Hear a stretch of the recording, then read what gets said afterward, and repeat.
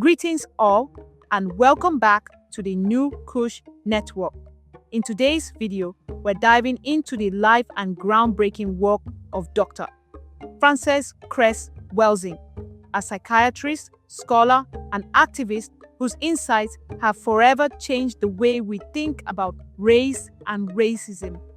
Dr. Welsing's revolutionary theories sought to uncover the deep psychological roots of racism, offering a profound and often uncomfortable truth that challenges everything we think we know about this global issue. Through her work, particularly in her landmark book, The ISIS Papers, Dr. Welsing explored the ways in which racism is not just a social construct, but a deeply ingrained system of control, built upon fears of white genetic survival and insecurities tied to perceived racial differences. Her work challenged us to look beyond the surface level issues of race, urging us to confront the very structures that perpetuate inequality. In this video, we'll break down her theories, the significance of her research, and how Dr. Welsing exposed the roots of racism, an unflinching look at power, fear, and identity. Let's get into it. Before we begin, be sure to smash that subscribe and like button. So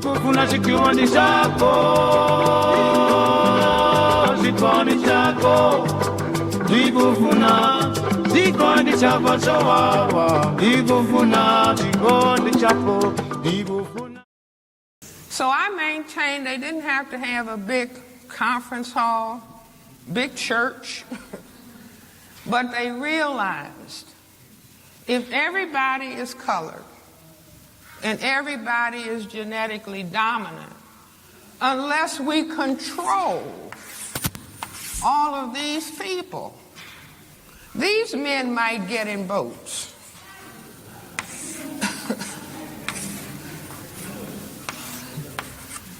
And start going from south to north. And maybe at that time they were even aware that the white women said their ideal mate was tall and dark. So they realized, I maintain at that point, that white could disappear. That white could disappear on this planet unless they control. And we all grow up learning. Black people learn this before they learn how to read. If you are black, what class? Get back. If you are brown, stick around. If you're yellow, you're mellow. And if you're white, you're all right. Now I can say this in London, England, and the audience knows if you're black, get back, brown, stick around, yellow, mellow, wherever white people have been where there are colored people. If they stayed around to make a color mix, that people start learning this. But most people don't understand, you just learn. Growing up, if you're black, get back, brown, stick around, yellow, white. This is the color code for white genetic survival. Dr. Cress Welsing's theory of white genetic survival is one of the most pivotal and provocative aspects of her work. According to Welsing, the root of racism lies in the fear of white genetic annihilation, a deep-seated anxiety about the potential extinction of the white race. This theory was first articulated in her influential book, The ISIS Papers, The Keys to the Colors, where she argued that racism is fundamentally a psychological and biological response to the perceived threat of racial extinction. Welsing believed that the global systems of racism and white supremacy weren't just social or economic constructs, but were driven by a primal fear of the genetic survival of the white race. In her view, people of African descent, due to their darker skin, represented a perceived threat to the dominance of the lighter-skinned white population. She argued that the European identity was built on the need to maintain its superiority and power over other races, particularly through colonization and slavery, which were, in her analysis, tactics to ensure white genetic continuity. The more color you have, the greater your genetic potential to cause white genetic annihilation. Are you following me? So we're taking the mystery out of all of this. But beyond that, see, all over this country, we are looking at a certain dynamic taking place. And I basically say we are on a genocide slide. Do you see that if people, certain people, are fearful of the genetic power of another group of people, then they will try consciously and or subconsciously to destroy those people. It's as though they have been labeled a genetic enemy. And so if you went to the prison, you will see more people at this color end than at this color end. So the focus for white genetic survival has to be on the male, and then it has to be on the males who have the greatest genetic potential to cause white genetic annihilation. Are you all following me? And the system functions in economics, education, entertainment, labor, law, politics, religion, sex, and war. In history, and the paleontologists and anthropologists are telling us that black people were the parents, the first people.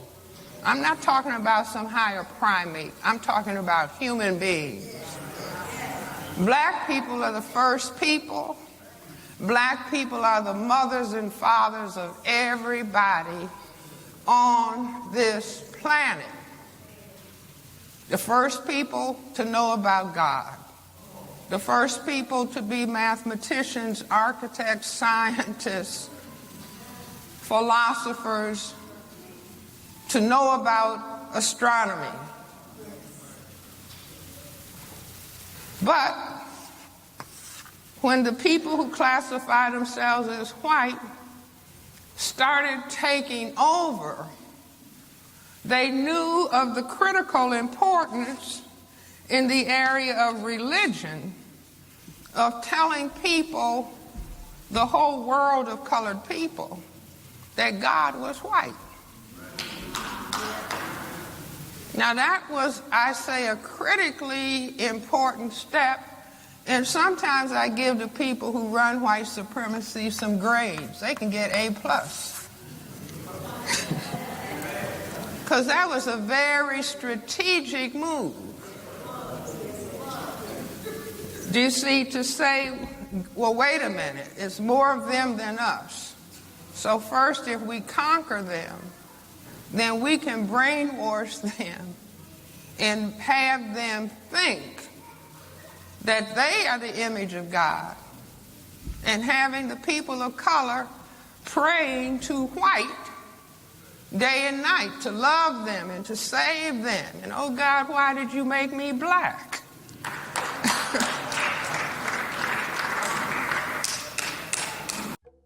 Dr. Frances Cress. Welsing's work has left an indelible mark on our understanding of race, power, and the psychological mechanisms that drive systemic oppression. Her revolutionary insights into white genetic survival and the root causes of racism challenge us to think more critically about the world we live in and push us to confront uncomfortable truths. Dr. Welsing's legacy is a testament to the power of knowledge, courage, and the unwavering pursuit of justice. Her contributions continue to inspire scholars, activists, and everyday people around the world who are committed to dismantling systems of racial oppression and building a more just future for all. In a world where racism remains a persistent and complex issue, Dr. Welsing's work serves as both a beacon of understanding and a call to action. It's our duty to honor her legacy by continuing to educate ourselves and advocate for change. Thank you for joining us today to explore her powerful ideas. If you found this video insightful, be sure to like and subscribe to the new Kush Network to show continued support for the conversation around race, justice, and empowerment. Together, we can keep Dr. Welsing's important work alive and push for a world built on true equality.